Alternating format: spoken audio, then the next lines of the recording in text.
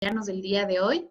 Agradecerle también a Juan por, digamos, darse el tiempo, darse el espacio para poder compartir esta información, estos conocimientos. Yo soy Cristina Burgos, soy la directora ejecutiva de la Corporación Líderes para Gobernar. Esta es una organización que lo que busca es fomentar conocimiento para fortalecer la institucionalidad, la democracia, la participación. ¿Aló? No me oyen, bebé. ¿Me escuchan o no? Sí, te oímos perfectamente. Sí, lo escucho. Sí, lo oímos. Sí, sí, perfecto. Entonces, bueno, les comentaba esto sobre la corporación y creo que una de las actividades que de hecho queremos comentar en este momento, sobre todo de crisis, para apoyar todo lo que estamos viviendo los ecuatorianos y a nivel mundial, obviamente, es facilitar información para poder enfrentar esta crisis sanitaria que estamos viviendo. Para arrancar, antes de darle paso a Juan, les voy a compartir una pequeña presentación en donde les voy a indicar algunas de las normas, por decirlo así, algunas indicaciones muy básicas de cómo vamos a manejar este webinar. Bueno, aquí está sobre la corporación. Una de nuestras líneas de acción precisamente es la formación de gestores públicos y es por eso que estamos motivando también este espacio. ¿Cómo va a ser la estructura de este webinar? Que dura aproximadamente 45 minutos. Tenemos este espacio de bienvenida y presentación del expositor. Luego viene la presentación de nuestro experto, que en este caso el invitado es Juan Vázquez. Después procedemos con un espacio de preguntas y respuestas en donde ustedes podrán intervenir. Luego ya tenemos un cierre como tal. Aproximadamente tenemos pensado realizar esto en 45 minutos. Durante la exposición, por favor, tener apagados sus micrófonos y sus cámaras, sus micrófonos de tal manera que los ruidos que cada uno, digamos, tenemos en nuestros lugares donde estamos en este momento, digamos, no interrumpan la presentación, y las cámaras con el fin de no tener ninguna falla en el tema de conexión de internet. El momento que abramos la presentación, digamos, o el espacio de preguntas y respuestas, si ustedes quieren hacer una pregunta a Juan, en este caso, quiten el mute de su micrófono o abran, digamos, su cámara, pongan en on su cámara de tal manera de saber que quieren intervenir y que quieren realizar una pregunta o un comentario al respecto. Entonces, con eso, sin más, presentarles el experto de hoy, que es Juan Vázquez. Permítanme un segundo. Él es médico, máster en salud pública de UCLA. Es asesor en salud, nutrición y políticas públicas para UNICEF, ONU-SIDA, OPS, OMS y CDC. Y también trabajó como subadministrador general en el municipio de Quito. Así que doy la bienvenida a Juan. Me parece que él ahorita está teniendo algunos problemas técnicos. Solo si me permiten un segundo. Cristina. Juan, ¿me escucha? Ahora sí le escucho. Perfecto. Ya. Solo eran las indicaciones generales. He presentado su perfil, Juan. Agradecerle también, reitero el agradecimiento desde la corporación, desde la Asociación de Profesionales de Gestión de Riesgos del Ecuador, con quien estamos motivando este espacio, por su tiempo, por su presencia, por los conocimientos, por la información que nos va a facilitar el día de hoy. Y solo unas indicaciones de que vamos a tener los micrófonos apagados y las cámaras apagadas de tal manera que podamos escuchar su exposición sin tener interrupciones de ruidos y también no tener problemas en la conexión de internet.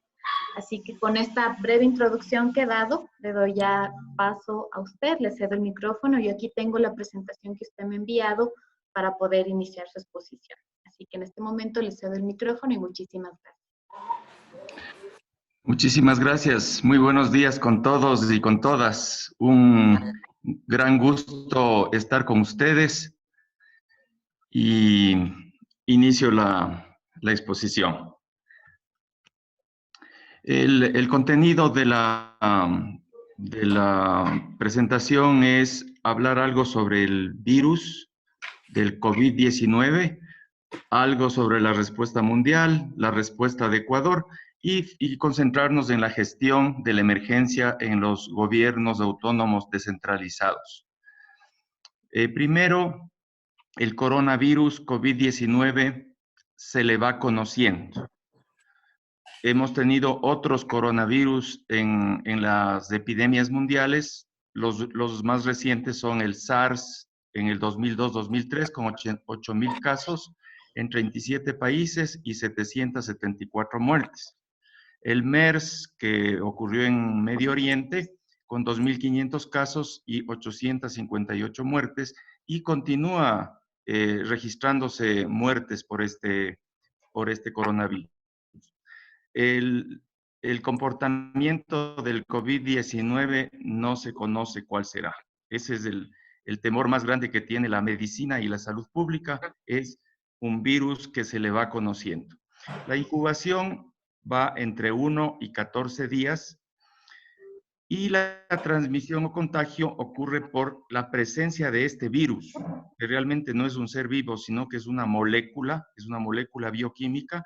Esta molécula presente en gotitas de saliva y secreciones en las superficies en general. Mucho se ha hablado de esto, superficies de mesas, de pisos, de mesones, en fin.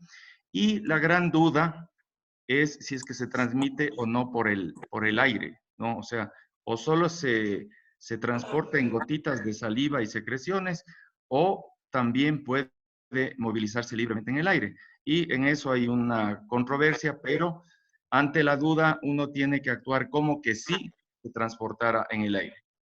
¿Quién contagia?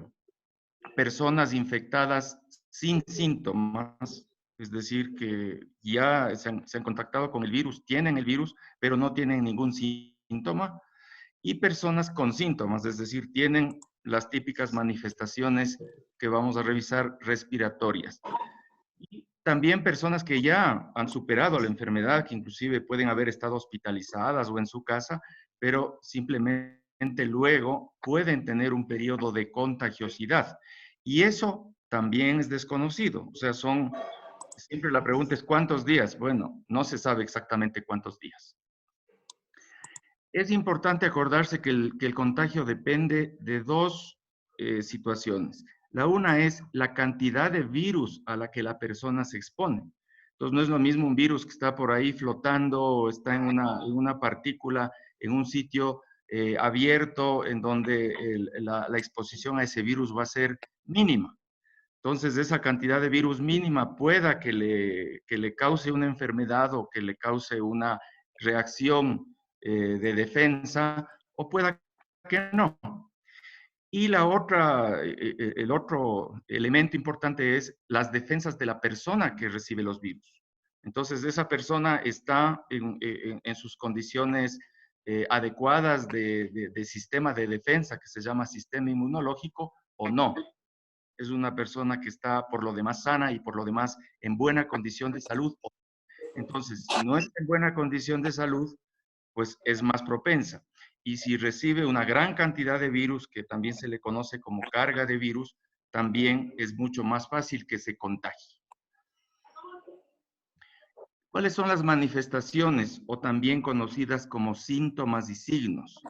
Esto va de lo más variable, ¿no? Desde una gripe leve, y aquí yo le pongo gripe a pesar de que dice que no se debería comparar con una gripe, pero las manifestaciones son muy parecidas, entonces puede ir desde una gripe leve a una neumonía grave. ¿Y qué es la neumonía? Hay que entender que la neumonía es una afectación del pulmón, ¿ya? ¿Qué es lo más común cuando hay este contagio o esta enfermedad? Malestar general, es decir, el cuerpo cortado, malestar general, tos seca, se dice que más es seca la tos que productiva, es decir, con flema, dolor de garganta, fiebre y dificultad para respirar. Esas son las manifestaciones más comunes que reporta la Organización Mundial de la Salud. Y uno ve con frecuencia que también dicen que hay alteraciones en el gusto y en el olfato, ¿no? Nosotros estamos muy familiarizados con la gripe y las gripes más frecuentes afectan a la garganta, a la tráquea y a los bronquios, que es lo que se llama las vías respiratorias altas. Y eso nosotros conocemos y no le tenemos miedo, ¿ya? ¿Por qué le tenemos miedo al COVID-19 y algunas de estas gripes que van más allá de los bronquios, porque producen o pueden producir, no siempre producen, neumonía. ¿Qué es esto que les decía? Es una afectación a los pulmones. Y esta afectación puede ser leve, puede ser moderada o puede ser grave. Si es que es leve, la persona va a sentir que le falta un poquito el aire y de ahí no pasa. Si es moderada, eso puede ser un poco más grave.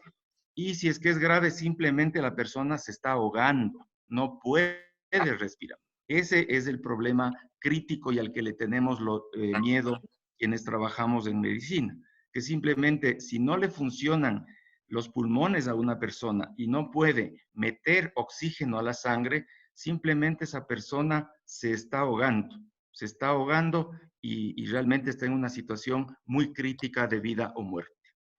¿Cuál es la población en mayor riesgo de enfermedad severa y mortalidad? Adultos mayores, personas con diabetes, personas que tienen problemas cardiorrespiratorios, personas con obesidad. Vean, la obesidad pasa a ser un factor de riesgo. Personas con desnutrición porque tienen bajas las defensas y personas con inmunodeficiencia. ¿Quién tiene inmunodeficiencia? Quien tiene bajas las defensas. ¿Ya?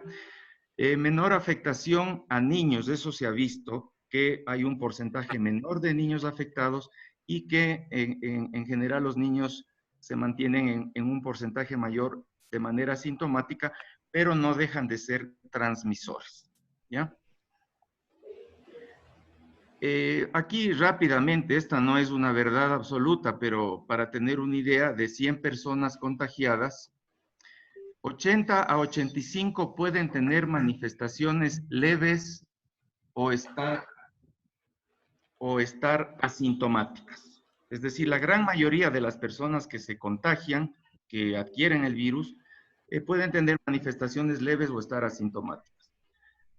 20 a 15% pueden tener síntomas leves, moderados o severos que requieren cuidados médicos en casa o en hospital. Entonces, esto es variable, esto es lo impredecible, esto es lo que no se puede comparar automáticamente de un país a otro país, sino más o menos se habla de esto. Y la norma es que quien tiene dificultad respiratoria grave, es decir, quien se está ahogando, quien siente que se ahoga, requiere respirador, esta máquina de la que tanto se está hablando ahora, y cuidados intensivos. Es decir, ir a un hospital, a la sala de cuidados intensivos y utilizar respiradores.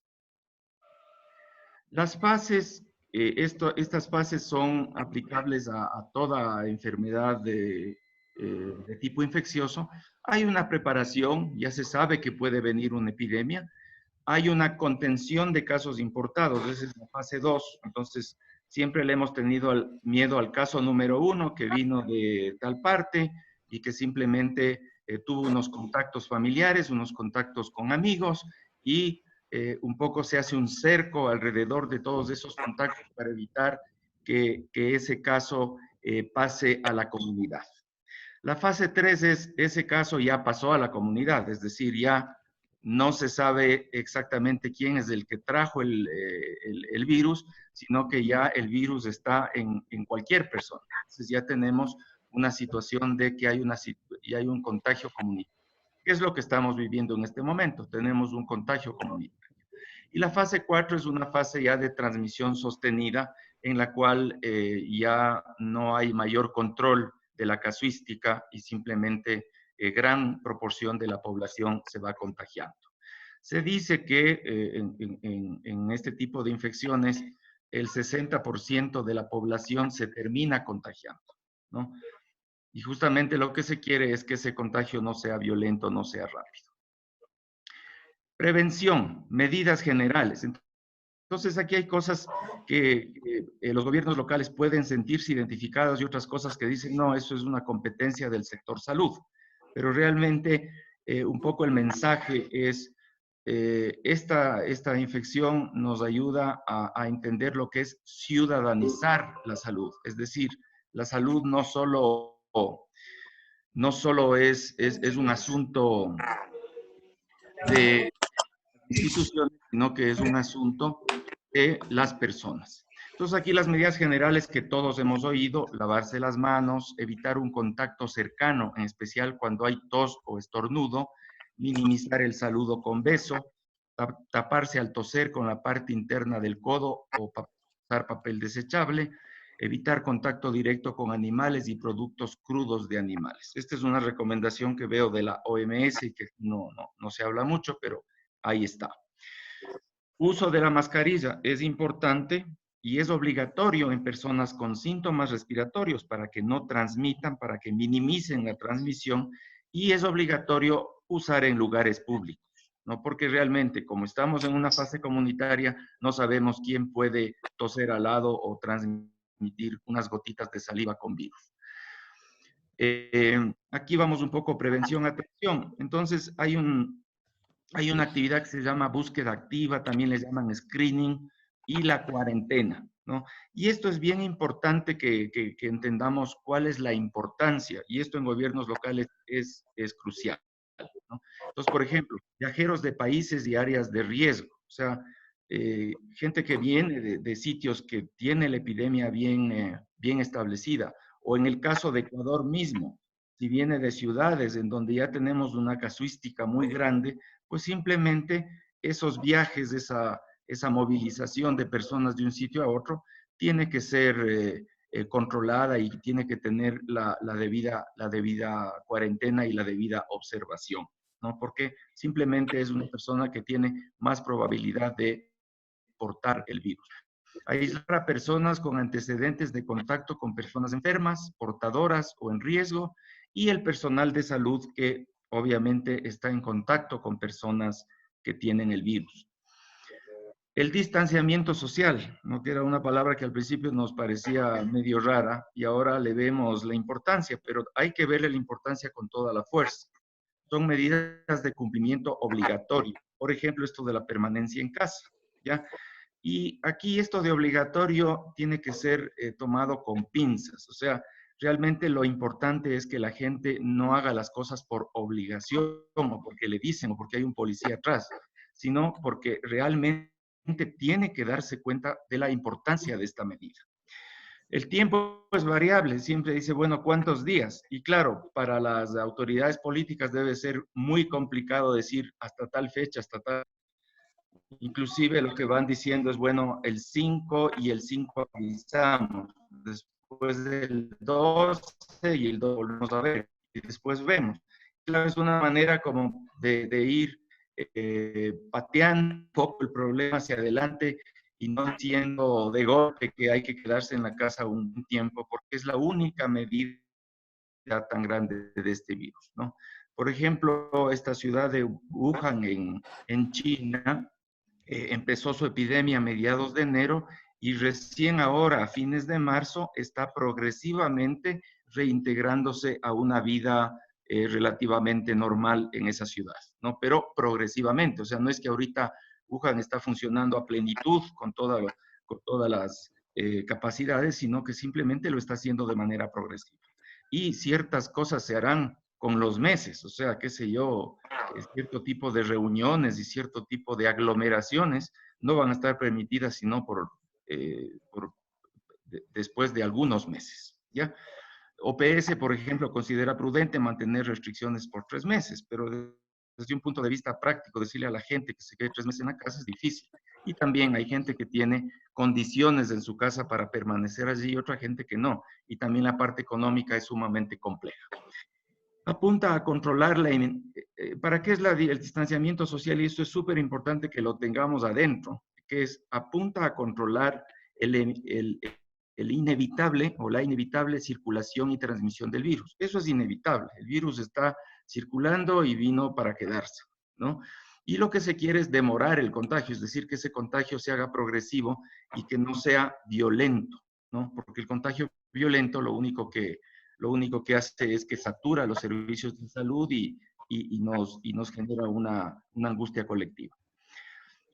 Y bueno, personas de alto riesgo deberán ser confinadas en algunos sitios. La vacuna no hay, y eso es claro, o sea, simplemente no hay todavía, y el tratamiento tampoco hay. Hay un tratamiento que es experimental, que se está probando en algunos sitios, pero obviamente es por hacer algo, pero realmente no está perfectamente establecido un tratamiento y eso es importante que lo conozcamos.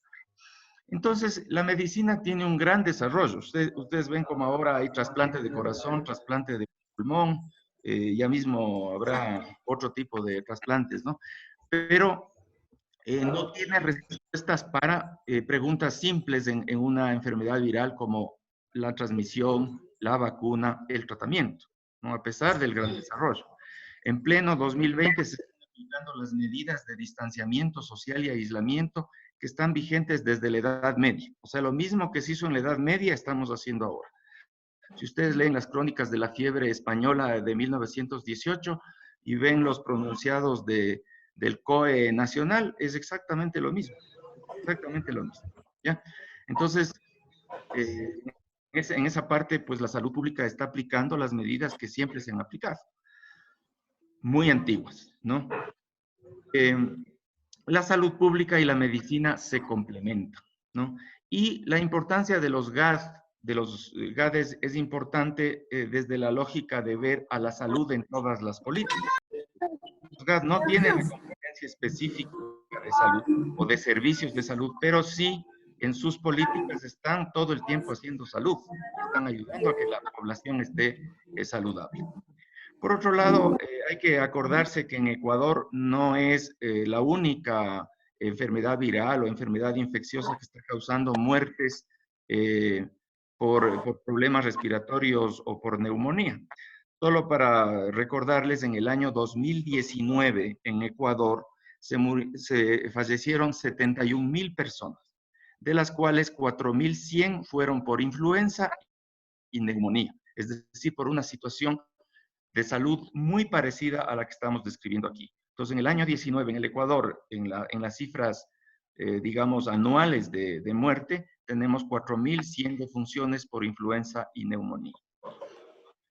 La respuesta mundial, bueno, los primeros casos en China desde diciembre del 19, la pandemia se declara el 11 de marzo, vemos que en países orientales ya se tomaron ciertas previsiones y se lograron unas contenciones importantes y la curva no subió tanto, tal vez por temas culturales de obediencia, disciplina, tal vez por el tema de la experiencia del SARS que ya tuvieron en el 2002, tal vez también por avances tecnológicos, por ejemplo, ya hacen la ubicación geográfica por celular de las personas positivas y simplemente les identifican y no les permiten que Disculpe, circulen. Juan, que le interrumpa un ratito. Solo para todos los que nos acompañan, he visto que poco a poco nos hemos ido sumando algunos. Verifiquemos, por favor, que los micrófonos estén apagados, de tal manera que no se interrumpa el sonido. Por favor, verifiquemos todos que estemos con los micrófonos en mute para poder seguir avanzando. Disculpen la interrupción. Ya, Juan, por favor. Gracias. Por favor, buenos días. Solo por indicar que la persona que está manejando el Zoom también puede silenciar todos los micrófonos de los participantes. Ya. Genial, gracias, Lorena. Ok. Gracias. Y vemos que, bueno, hubo un comportamiento en algunos países como Corea del Sur, ¿no? Una gran cantidad de pruebas, en fin. Y vemos que en Europa, Italia, en España,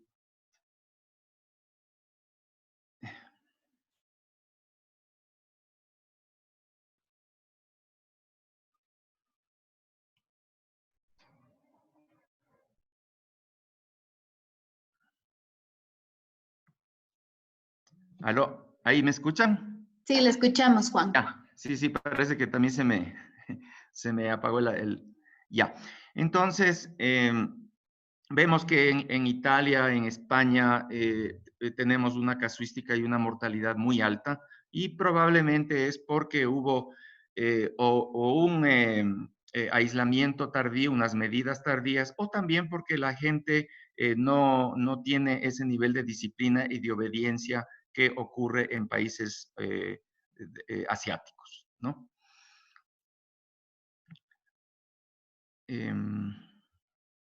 ¿Le podemos pasar la lámina o...? Ya, gracias. Yo estaba pasando en mí. Ya, entonces, bueno, en Ecuador básicamente ustedes han visto hay disposiciones periódicas del COE nacional, los COE locales están activos y a nivel de cantones, a nivel de municipios también, digamos, hay un diverso grado de activación y participación de esos COEs que básicamente siguen las instrucciones del COE nacional conforme dice la normativa. Aquí ha habido, por ejemplo, unas iniciativas interesantes del municipio de Quito que ha hecho sugerencias en temas de suspensión de clase, de manejo de transporte público, de manejo del sistema de información. Nosotros vemos, por ejemplo, aquí en Quito tenemos información de el número de casos por sectores, ¿no? Es decir, van haciendo aportes adicionales al COE nacional, pero desde luego el COE nacional es el que establece las disposiciones finales que tienen que ser acatadas y cumplidas por todos los gobiernos locales. Y hay iniciativas de otros municipios, han destacado, por ejemplo, esto del control de ingreso de personas, ¿no? Municipios que han cerrado vías, que han dicho simplemente nosotros aquí queremos estar sin esta entrada y riesgo de contagio. Ustedes vieron el caso del aeropuerto de Guayaquil, del señor alcalde de Portoviejo, que yo leí en una entrevista con Carlos Vera, que le decía, bueno, aquí no tenemos ningún caso y no queremos que pacientes con este problema viral vengan a nuestros hospitales y realmente por qué tenemos que traer el virus siendo que aquí estamos sin el virus, ¿no? Entonces hay una serie de iniciativas que los municipios dicen, bueno, entendamos y protejámonos y hagamos que el virus no circule en nuestra comunidad. Sigamos, por favor. Entonces, aquí tenemos situaciones como que el COE nacional hace las instrucciones, los COE locales participan y también ejecutan y cumplen. Los COE locales tienen un gran reto de cuidar a su propio, los GAD tienen el reto de cuidar a su propio personal. Obviamente es un personal que tiene que estar a buen recaudo, ¿no? Y obviamente tiene que contar con el apoyo de su institución. Y luego viene esto de fortalecer la acción de gobierno local en promoción de la salud y apoyo a los servicios de salud, ¿no? El gobierno local es la autoridad local de elección popular que tiene un gran compromiso y una gran necesidad de dar respuesta a lo que su población requiere. Y si bien es cierto, la competencia específica en servicios de salud no la tiene, pero en salud sí. Entonces, es súper importante unificar el mensaje alrededor del distanciamiento social y del aislamiento, pero aquí yo pongo actuar con convicción y no por sanciones. Y eso es súper importante, que la autoridad del GAD y todo el equipo del GAD y las personas de la jurisdicción del GAD actúen con convicción. Y a eso hay que apuntar, ¿no? No es por sanciones, no es que si no me están viendo me voy a jugar fútbol, si no me están viendo me voy y me instalo por ahí a tomar trago con mis amigos. No se trata de eso, se trata de tener la convicción de que el aislamiento es lo único que ayuda a que el virus no se transmita o se pueda controlar esa transmisión y que la epidemia no se dispare con consecuencias impredecibles. Porque lo que estamos viendo en España, en Italia, que son países que tienen un nivel de desarrollo importante y un nivel de servicios, de desarrollo de los servicios de salud importante, simplemente tienen una explosión de la epidemia y tienen una mortalidad sumamente alta. Entonces, no se trata de tener los hospitales más sofisticados ni la gran cantidad de hospitales y respiradores, sino que se trata más bien de actuar en consecuencia con entender cómo se transmite este virus y tener la convicción de que el aislamiento y el distanciamiento social es lo que podemos hacer en este momento, así parezca una medida súper primitiva y súper restrictiva. Pero eso es lo que podemos hacer y eso es lo que nos puede ayudar a contener. Sigamos, por favor. Entonces, ¿qué tiempo? Al menos 2 meses. Es la única medida para que la epidemia no despunte violentamente el contagio se controle y se minimice el uso de los hospitales. Eso es bien importante y es lo que les decía hace un rato, ciudadanizar la salud. Es decir, esto está en manos de las personas, ya no está en manos de la medicina, ¿no? Simplemente ya cuando va a manos de la medicina o va a manos de los... Realmente la situación es crítica. No hay el avance como para decir, bueno, si su pulmón no funciona, yo busco otra manera para inyectarle oxígeno a su sangre y que usted siga viviendo. Eso la medicina no ha resuelto todavía. Entonces, si el pulmón falló y va a parar a cuidados intensivos, un respirador, el respirador lo que hace es le empuja al pulmón, le ayuda al pulmón a que funcione. Pero si prácticamente no hay pulmón porque está dañado por el virus, en los casos graves, entonces simplemente no podemos hacer mayor cosa. Entonces, mientras más se contenga en la casa, en la comunidad, va a ser mejor para el desarrollo de la epidemia en el país, ¿no? Aquí tenemos la famosa línea 171. Y bueno, hay gente que se queja, gente que dice que le va bien, pero estos son recursos que hay que usar con paciencia porque están saturados, son situaciones nuevas, ¿no? Luego, apoyar localmente iniciativas para triaje y orientación de casos por teléfono. Simplemente, si es que el 171 no es suficiente o no responde a la realidad, a la cultura, a la situación local, podemos generar este tipo de apoyos a nivel local y buscar que la gente no salga de su casa, porque lo que se busca es identificar quiénes efectivamente sí necesitarían ir a un hospital o si no, ayudarles a que manejen la situación en su casa. Y no solo de COVID-19, sino de otros problemas de salud. Imagínense una persona mayor que tiene que irse a un hospital por otro problema de salud. Es una persona que se está poniendo en riesgo de COVID, siendo que hay que hacer lo posible para que se maneje su situación en la casa. Ya cuando es imposible, pues bueno, hay que llevarle al hospital. Potenciar la comunicación para el autocuidado, es decir, ayudar a la gente a que se autocuide, a que aprenda a autocuidarse, a depender menos de los servicios de salud, a poder seguir una orientación por teléfono. Minimizar la desinformación, ¿no? O sea, si es de lo que está diciendo o de lo que está respondiendo ante una pregunta, mejor decir, ¿sabe qué? Preguntemos, pero no interpretemos y digamos, porque cuando estamos en un GAT somos autoridad y la autoridad tiene mucho peso y simplemente lo que dice la autoridad así ha de ser.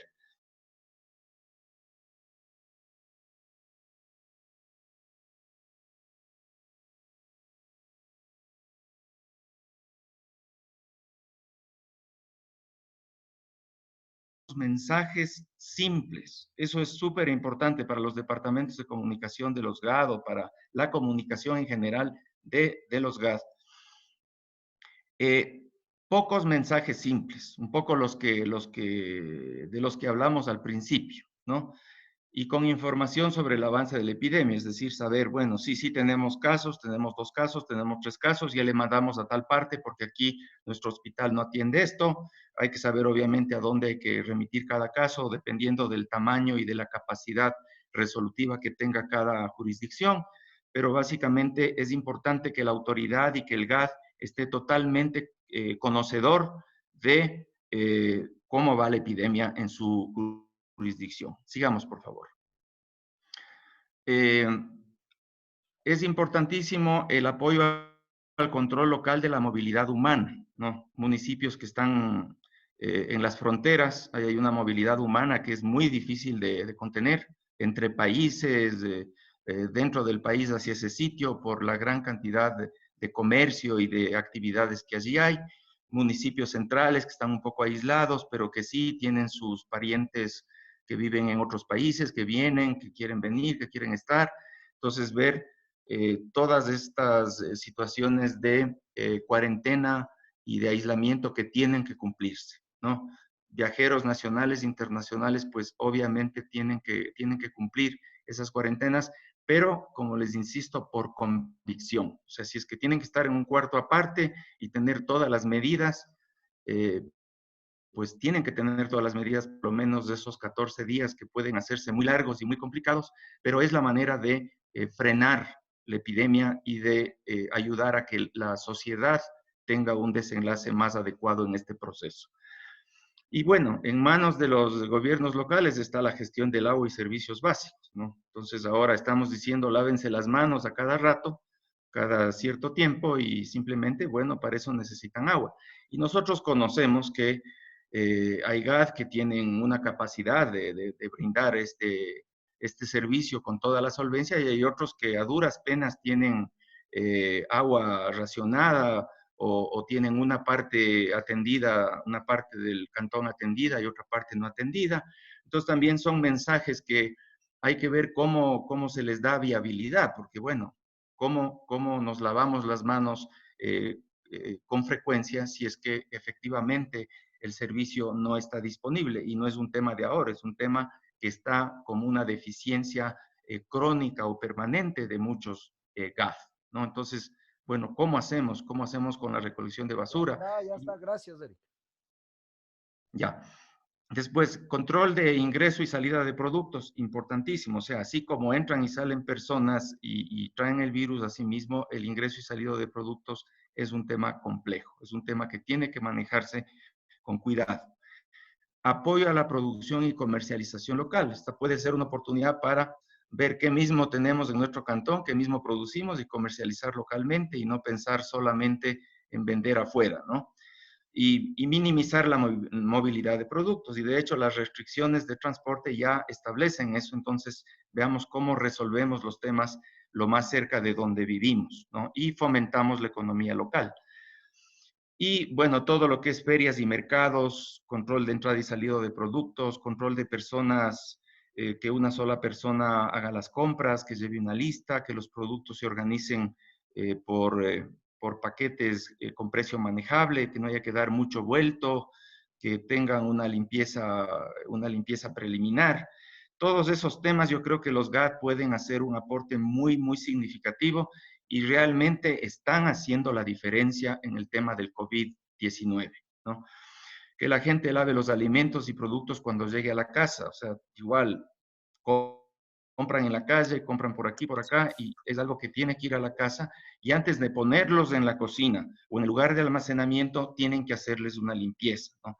De ser posible, en algunos sitios se le puede pasar un trapo húmedo, casi seco, pero con cierta humedad que contenga algo de alcohol, algo de vinagre, ¿no? O sea, lo que se tenga.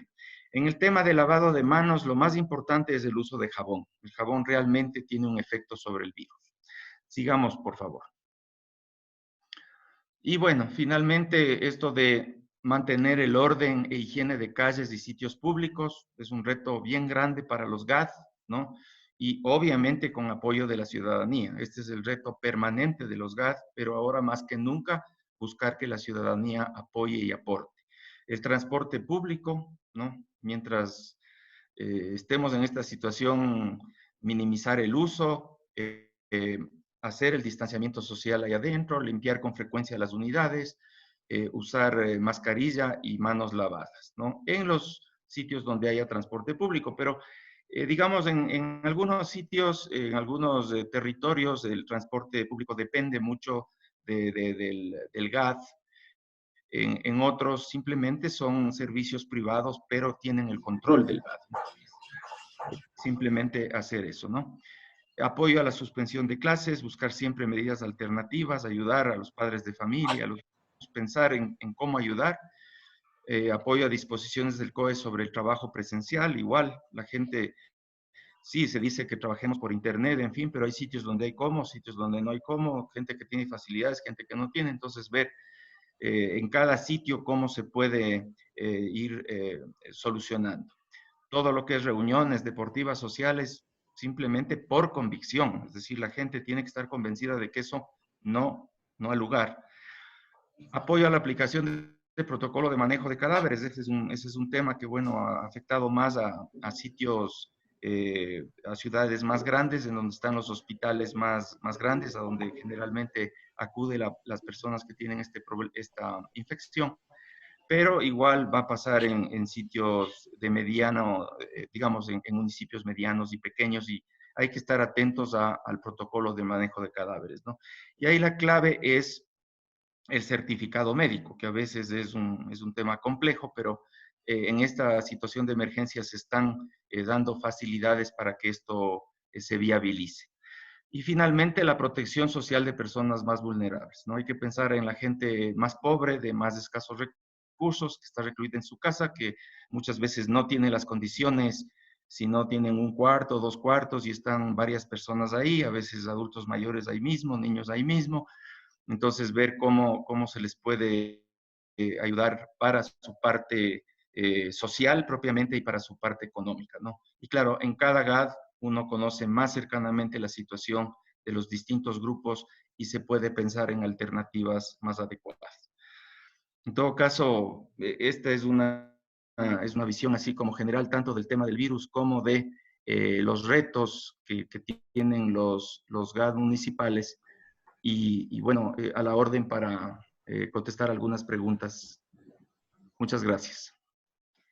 Muchísimas gracias, Juan. Voy a dejar de compartir mi pantalla en este momento y pasamos a las preguntas, por favor, para quien quiera preguntar. Por favor, quítele el mute, digamos, el silencio de su micrófono y haga la pregunta, por favor. Buen día, Santiago Clay.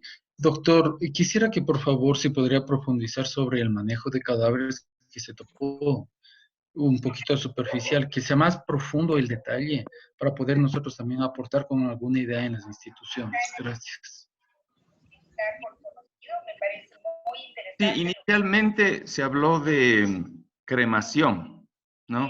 Pero luego se vio la realidad de que no hay una capacidad instalada para cremación ni en los municipios grandes. Entonces, se optó también por enterrar, ¿ya? Y claro, al principio se exigía que se maneje el cadáver como que fuera un caso de muerte por COVID, hasta que no se demuestre lo contrario, pero tampoco es tan fácil demostrar lo contrario, entonces después ya se optó también porque simplemente se tenga un certificado médico, perdón, un certificado de la defunción, ¿no? La papeleta de defunción en la que se establece la causa de muerte. Entonces, si la causa es no COVID, es una persona que tenía una enfermedad crónica y que simplemente falleció por esa causa, pues es una persona que tiene que tener un entierro no como culturalmente estamos acostumbrados, con un acompañamiento familiar y de amigos, sino un entierro muy, muy privado, muy pequeño, pero simplemente con el certificado de defunción ya puede ser enterrado, ¿no? Si es que es una muerte en condiciones de emergencia o francamente con diagnóstico de COVID, pues tiene que tener el manejo que establece el protocolo de COVID. Pero básicamente se permite el entierro y se están asignando zonas específicas para el entierro de estas personas en las ciudades grandes, ¿no? En las ciudades pequeñas o en los sitios más pequeños, pues habría que justamente profundizar en analizar las situaciones, ¿no? Yo creo que el protocolo establecería que cuando son causas generales, pues simplemente se debe seguir el protocolo para causas generales, ¿no? Con el debido papeleta de defunción. En los casos COVID, pues hay que aplicar el protocolo COVID. Eso sería en relación a manejo de cadáveres. Muy bien, voy a intervenir yo en este momento. Disculpen, hay una persona que indica cómo, pregunta en el chat, cómo articular de mejor manera el abastecimiento de productos, puesto que se critica el expendio, pero no se facilita el mismo. Y hay otra persona que indica, ¿puedo aportar con información respecto al aforo? Ah, no, vamos con la primera pregunta. ¿Cómo articular de mejor manera el abastecimiento de productos? Sí, bueno, el abastecimiento de productos, de alimentos, está en buena parte en manos y control de los gobiernos autónomos descentralizados, pero en una buena parte también, de manera variable, está en manos del sector privado. Entonces, simplemente a nivel local, las autoridades locales, tanto del gobierno local como de las instituciones que tienen que hacer el control del manejo de los alimentos, expendio de alimentos, tienen que hacer el respectivo seguimiento, las respectivas inspecciones y ver que el manejo sea el más adecuado posible, ¿no? Simplemente no hay, digamos, ahí de nuevo estamos en gran parte en manos de la ciudadanía. Ustedes ven, por ejemplo, que se ha tratado de normar el manejo, yo les hablo por Quito, del manejo de los grandes mercados tipo mayorista, y se pone que se accede por el número de cédula, que solo entra una persona, en fin. Llega un rato en que eso no funciona tanto y recién el fin de semana tuvimos una aglomeración y una situación complicada en uno de estos mercados importantes de Quito, porque la gente simplemente actúa en base a sus necesidades, en base a sus comprensiones y se desborda la capacidad de control que tiene la autoridad. Ustedes ven también que en muchas esquinas hay vendedores que informalmente están ofreciendo productos que traen de un sitio y de otro sitio, y que eso ya es bien difícil de controlar. Entonces, digamos, normar se puede y establecer las articulaciones institucionales y controles se puede, pero lograr que efectivamente toda la ciudadanía acate y los controles sean 100% efectivos es muy complejo. Pero en cada localidad, pues, uno conoce más a la gente, conoce más a los proveedores, a los compradores, a los vendedores y las dinámicas, y obviamente uno tiene que ser, me refiero a los gobiernos locales, muy creativos para minimizar el riesgo, para que inclusive toda esa informalidad se maneje de la manera más adecuada y menos riesgosa posible, sobre la base de prácticamente verle al virus, que es invisible, pero estar pendientes de que ese virus está potencialmente circulando a través de esos productos no tan higiénicamente manejados. Hay otra pregunta también en el chat que indica, digamos, que se brinde información respecto al aforo autorizado en supermercados, mercados y farmacias. Se ha hablado de un aforo de 50 personas. ¿Cuánto sería la recomendación? ¿Cómo se puede manejar el aforo en estos espacios? Sí, bueno, ahí el concepto clave es el distanciamiento social. Ese es el concepto clave. Porque claro, se pueden establecer aforos, se pueden establecer números, pero la diversidad, la variedad que tenemos nosotros de locales, de establecimientos, de modalidades, de dinámicas, inclusive culturales, sociales, es amplísima. Entonces, ciertos aforos y ciertas normativas pueden aplicarse parcialmente o en un gran porcentaje en municipios que tienen ciertas características, en ciudades que tienen ciertas características locales, que tienen ciertas dinámicas, pero en el día a día de cómo funciona la gente en dinámicas más pequeñas es muy complejo. Entonces, ahí la esencia, la convicción está en el aislamiento social. Perdón, en el distanciamiento social. Es decir, si es que hay una esquina en donde están vendiendo verduras, bueno, la gente tiene que hacer una cola y distanciarse 1 o 2 metros entre persona y persona. Fundamental el uso de mascarilla, fundamental el tener las manos lavadas, ¿no? El uso de los guantes ahí es medio controversial porque a veces uno se siente como protegido con los guantes, pero los guantes pueden estar o no limpios, ¿no? Pero la mascarilla sí es muy importante. Entonces, la esencia, sí, el aforo, obviamente, yo no le quito importancia y un gran porcentaje de locales tendrán la posibilidad de aplicar esto de los aforos.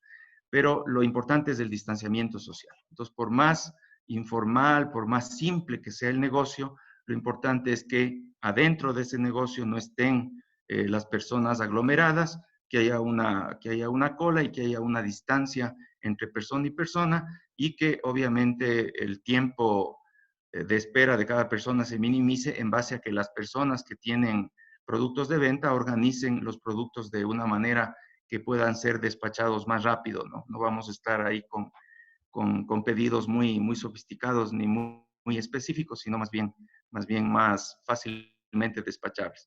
Entonces, eso del aforo, y eso ustedes en gobiernos locales medianos y pequeños lo conocen perfectamente, ¿no? Hay ciertas normas que aplican para establecimientos como más formalmente establecidos, pero hay un montón de normas que simplemente el gobierno local tiene que ver cómo las maneja.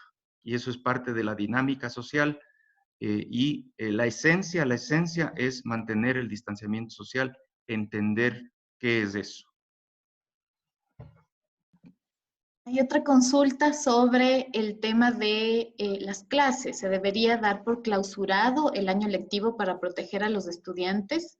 Puesto que, digamos, hay una recomendación de aislamiento social en este momento, ¿cabe impulsar esta acción de clausurar el año lectivo para proteger a los estudiantes?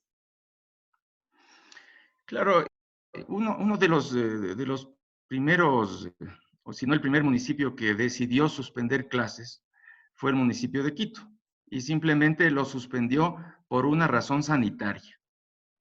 Entonces, desde un punto de vista sanitario o de salud pública, se dice no, simplemente la gente no puede estar junta porque se necesita el distanciamiento social y por ende no puede tener clases. Ese es el argumento fundamental que tiene que primar, y conforme se vaya viendo cómo evoluciona la epidemia, se seguirá tomando las decisiones desde el punto de vista sanitario, y los COE harán sus respectivos análisis y decisiones. Desde el punto de vista educativo, ya digamos, el sector educativo, la ministra de Educación en este caso, también tiene que ponerse como parte de estos análisis y ver si es que esto se está dilatando mucho y ya no es tan viable que se pueda completar de una manera adecuada el número de horas que necesita un año lectivo de tal o cual programa, pues tomará su decisión.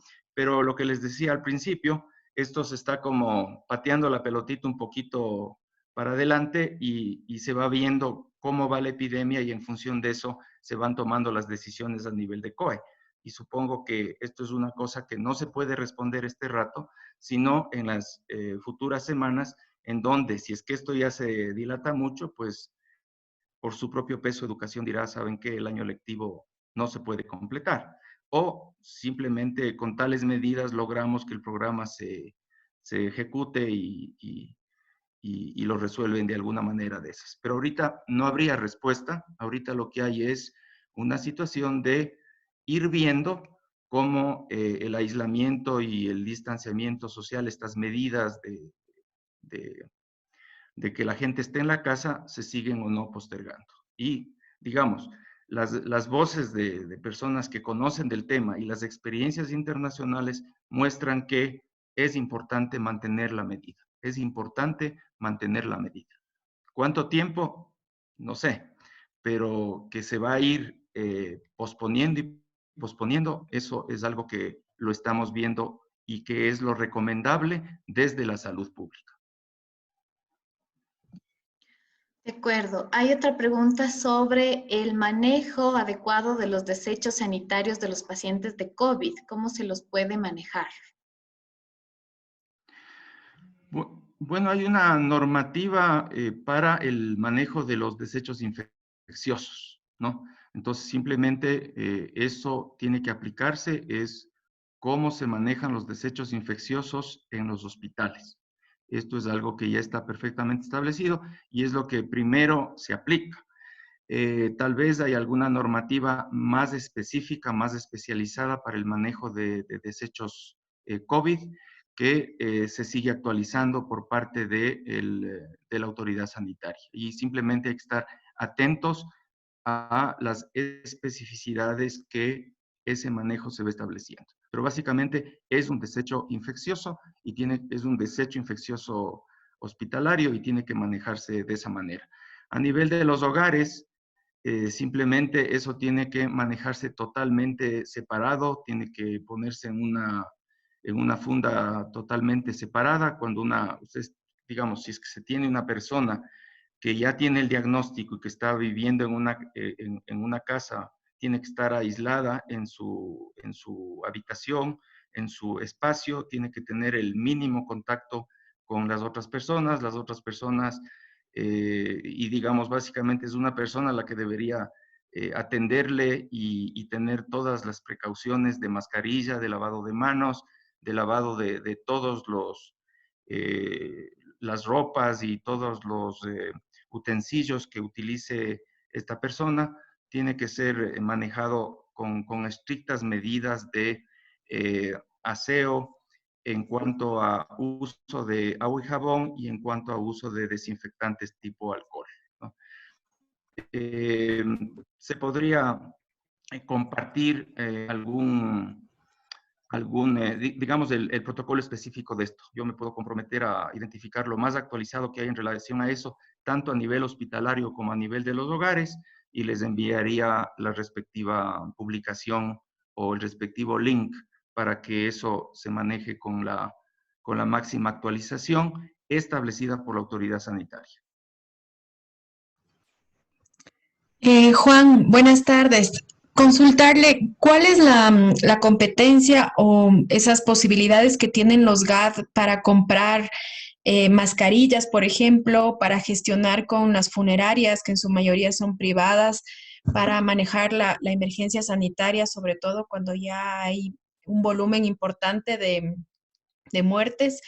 Y también con los otros sectores, el privado y la sociedad civil. ¿Cómo ves esta relación? Sí. Bueno, eso está perfectamente establecido en las leyes y normas y regulaciones y todas las modalidades que existen para la contratación pública y establecimiento de convenios entre el sector público y el sector privado. En situaciones de emergencia a veces se establecen flexibilidades en esto. Entonces hay que estar atentos a ver qué regulaciones permiten cierta flexibilización en cuanto a todo este tipo de relacionamiento entre el sector público y el sector privado. Específicamente en lo que es funerarias. Por ejemplo, bueno, en lo que es funerarias, simplemente ya son acuerdos de colaboración mutua entre el sector privado y el sector público. Yo veo que ha habido mucha apertura sobre eso, principalmente en municipios grandes, ¿no? Entonces, hay acercamientos y hay precedentes sobre los cuales los municipios más pequeños pueden inspirarse o pueden basarse, porque ya las flexibilizaciones que se han establecido en municipios grandes, pues los municipios pequeños yo creo que se pueden sumar a eso. Y en cuanto a la compra de mascarillas, es un elemento fundamental de protección, tanto para el personal del GAD como para situaciones en las que el GAD tiene control y quiere hacer un aporte, ¿no? Ya todo lo que tiene que ver con contratación pública y posibilidades de adquirir en el GAD, eso está perfectamente establecido y en situaciones de emergencia puede haber una que otra flexibilidad. Tal vez eso no está en los presupuestos y simplemente es una necesidad que ahora surge, pues simplemente creo que habrá las debidas flexibilidades, pero los departamentos respectivos tendrán que asegurarse de que se haga dentro de lo que la normativa permite en una situación de emergencia. Pero compra de mascarillas, por ejemplo, para un gobierno local, a mí me parece que es algo básico y fundamental, tanto para el personal del propio municipio que está expuesto en las calles y que está también, bueno, no está brindando atención al público directamente en estos días, pero la gente que está en las calles en recolección de basura y en situaciones de control de tránsito y otras actividades que tiene la municipalidad en la calle, pues simplemente la mascarilla debe ser comprada y tiene que haber la debida flexibilidad. También buscar donaciones, ¿no? Hay gente del sector privado que está buscando apoyar, buscando donar, y tal vez una vía como más ágil para los GAD es simplemente conseguir una donación importante específicamente de mascarillas para los usos propios del municipio y el apoyo a las comunidades.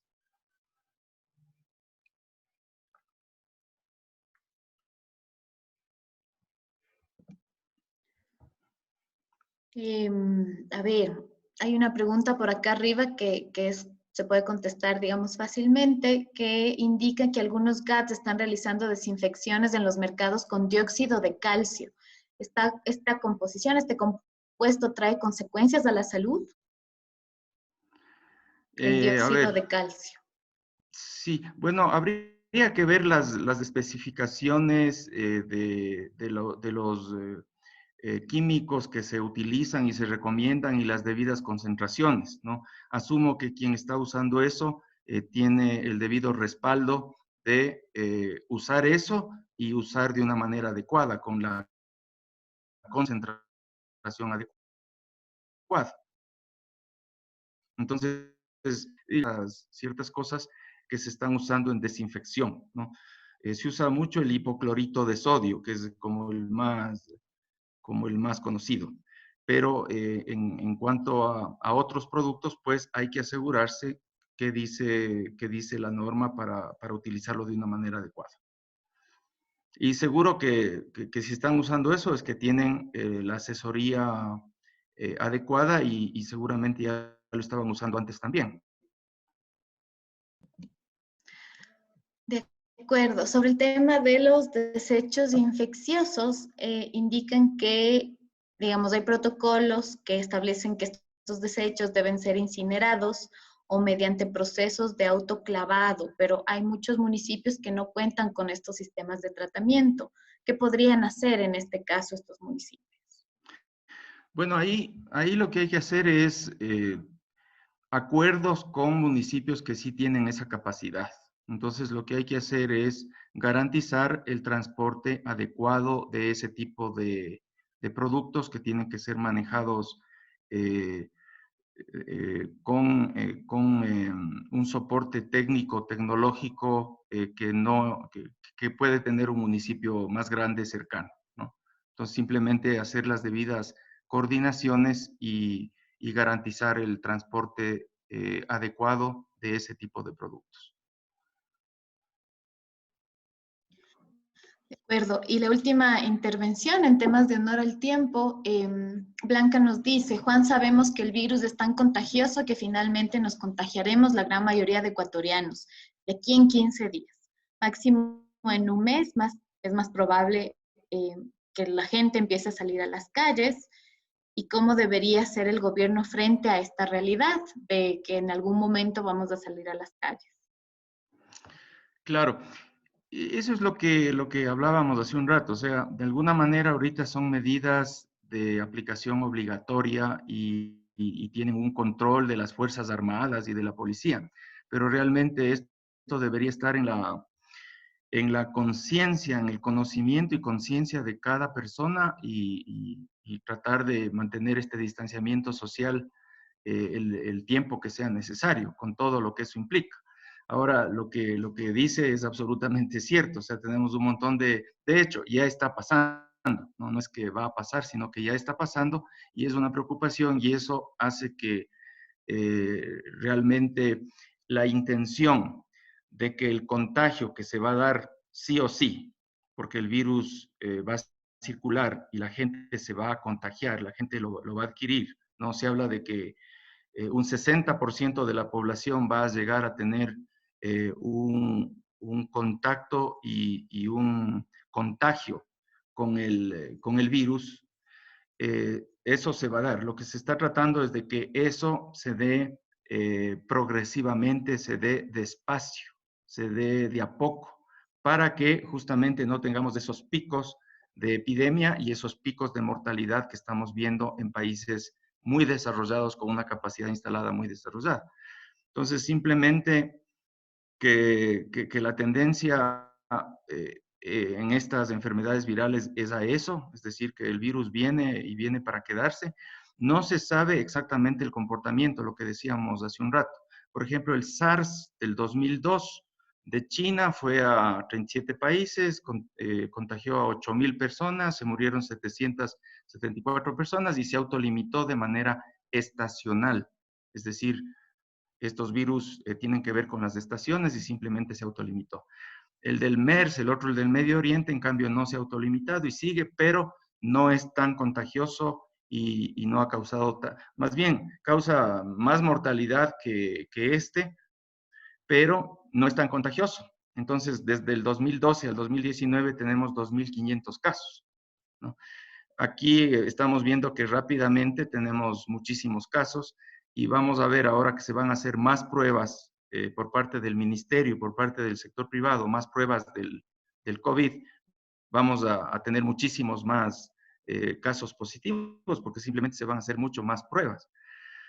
Entonces, simplemente para responder a su pregunta, esto de que la gente se quede en la casa y lograr que la gente se quede en la casa debe ser un tema de trabajar en la concientización y en hacer que la gente haga esto por convicción. Y que si por último, por razones económicas, tiene que hacer ciertos desplazamientos y movidas, tiene que seguirlo haciendo de una manera lo más respetuosa posible del distanciamiento social. O sea, yo creo que desde los GAD se puede trabajar mucho en que la gente esté consciente de la necesidad de no infectarse y de no infectar a otras personas en el caso de que ya se sepa que es positivo o sospeche que es positivo. De acuerdo. Muchísimas gracias, Juan, por todos los aportes, por toda la información que nos ha facilitado el día de hoy. Realmente creo que es muy oportuno y pertinente este espacio. Espero que haya sido de utilidad para todos y creo que sobre todo es ahora el momento en el que tenemos que unir esfuerzos, en el que tenemos que estar juntos, en el que tenemos que trabajar de la mano entre los gobiernos locales en conjunto, entre los distintos niveles de gobierno, por supuesto, también.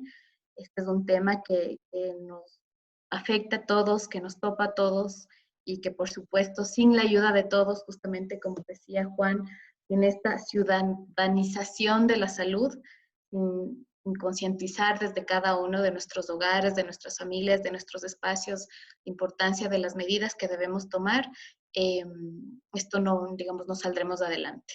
Así que muchísimas gracias, Juan, por estas palabras, por esta intervención, por esta hora que hemos tenido de información importantísima y comunicarles a todos que desde la Corporación Líderes para Gobernar, en coordinación y en acuerdo también con la Asociación de Profesionales de Gestión de Riesgos, seguiremos motivando estos espacios con el fin de brindar información a todos ustedes que sea pertinente y oportuna y que sobre todo facilite herramientas para solucionar. Así que mil gracias por acompañarnos el día de hoy. Hemos llegado a estar 58 personas en este foro, que es un número importante, y gracias por su tiempo y por el espacio. Mil gracias, Juan, y nos veremos. Muchas gracias. Gracias a todos y sigamos en este tipo de diálogos que básicamente es un espacio de aprendizaje el que estamos teniendo. Nos estamos topando con una realidad. A veces creemos que la medicina ya tiene respuesta para todo y simplemente estamos aplicando medidas que se han aplicado desde la Edad Media. Eso es lo que estamos haciendo ahora, es lo que nos queda y eso depende mucho de cada persona, de cada ciudadano, sea funcionario ciudadano o ciudadano no funcionario, pero simplemente es un tema ciudadano que nos compromete para el control de esta epidemia. Muchas gracias. Gracias a todos.